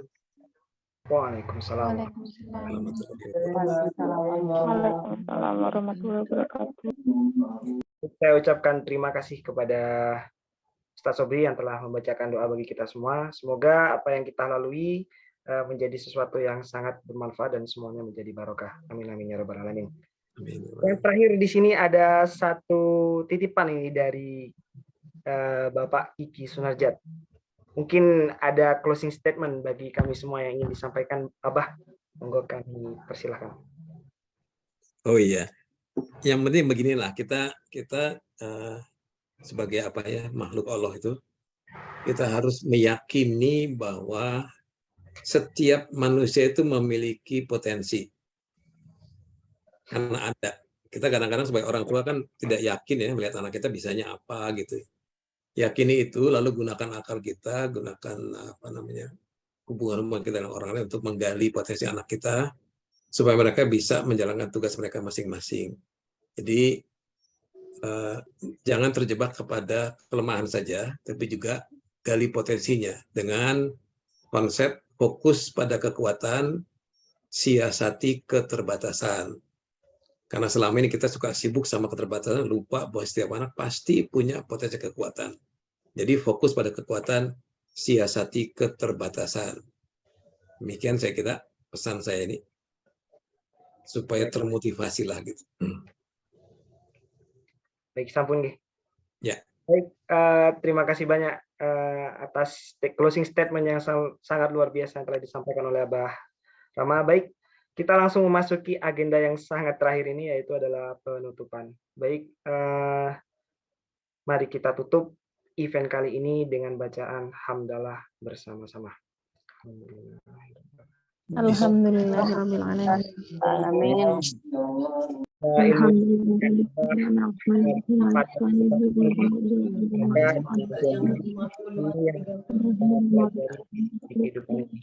Bang Rama sehat selalu nggih. Saya ucapkan terima kasih. Allah, amin. Diri untuk mengadakan Zoom ini yang telah memberikan wawasan kepada kita. Saya ucapkan terima kasih banyak. Itu dari saya, kurang lebihnya maaf, dan yang terakhir selamat menunaikan ibadah puasa. Sekian dari saya. Assalamualaikum warahmatullahi wabarakatuh. Wabarakatuh. Warahmatullahi wabarakatuh.